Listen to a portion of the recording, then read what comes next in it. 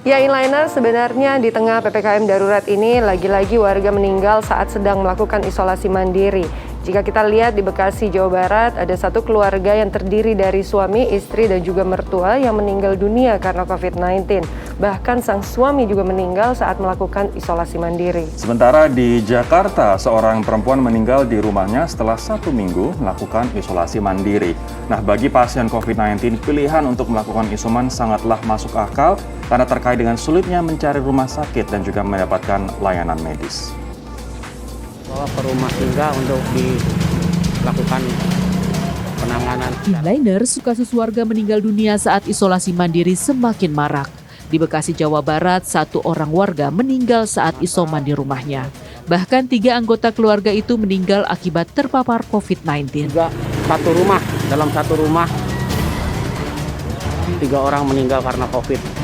Ketua Rukun Warga 010 menjelaskan dalam satu keluarga tersebut terdapat 3 orang yang meninggal karena COVID-19. Namun yang meninggal saat isolasi mandiri hanya 1 orang, yakni sang ayah. Sementara 2 orang lainnya, yaitu anak dan mertuanya, meninggal di RSUD Bekasi pada hari yang sama. Jadi intinya adalah sebenarnya yang meninggal di wilayah kita itu hanya 1 saja, yaitu Pak Bejo. Adapun ibu dia memang pemilik rumah meninggalnya di RSUD dan mertua daripada ibu dia juga meninggalnya di RSUD. Di Jakarta, seorang wanita juga meninggal dunia saat menjalani isolasi mandiri di rumahnya di kawasan Petojo Gambir pada Selasa malam. Almarhumah sudah dinyatakan positif COVID-19 sejak Selasa pekan lalu lewat swab PCR. Korban yang diketahui memiliki riwayat penyakit jantung kemudian menjalani isolasi mandiri di rumahnya. Dalam 1 hari, tim Kecamatan Gambir mengaku telah melakukan pemulangan terhadap 2 jenazah positif COVID-19. Semoga tayangan barusan memberikan gambaran kita betapa situasi di luar sana gawat sehingga tidak ada space bagi kita untuk meremehkan, untuk nggak melakukan protokol kesehatan dan juga sebisa mungkin untuk ada di rumah.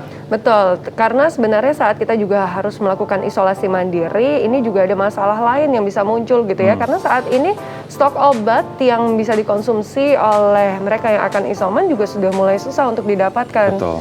Ya. Ini aku waktu isolasi mandiri di bulan Januari lalu, aku beruntung di dan juga inliners karena ada dokter yang aku isolasi berdua, aku dan temanku gitu. Kami bisa berkonsultasi secara online beberapa hari sekali. Tapi sekarang banyak dokter yang dia sudah overwhelmed, sudah terlalu banyak pasien yang harus dia layani sehingga kita juga tidak mendapatkan perhatian. Nah, ini adalah momen-momen kritikal, momen-momen sangat susah untuk kita sakit saat ini. Betul, dan jangan lupakan juga saat kita harus melakukan isolasi mandiri, ini penting untuk kita lapor kepada Satgas atau bahkan RT RW kita setempat karena memang dibutuhkan tracing untuk ini ya. Betul. Nah, ini ada nih ngomong soal tracing ya, tingkah warga yang malah menolak dan juga mengusir petugas kesehatan yang akan menggelar tes swab untuk tracing. Padahal salah seorang warga dinyatakan positif COVID-19 dan harus dirawat di rumah sakit. Iya, karena tracing ini memang sangat penting untuk dilakukan, ini bahkan untuk pencegahan dan juga pemetaan sebaran COVID. Jadi sekali lagi pentingnya tracing tidak hanya untuk kita tapi juga untuk menjaga lingkungan sekitar kita ya. Nah,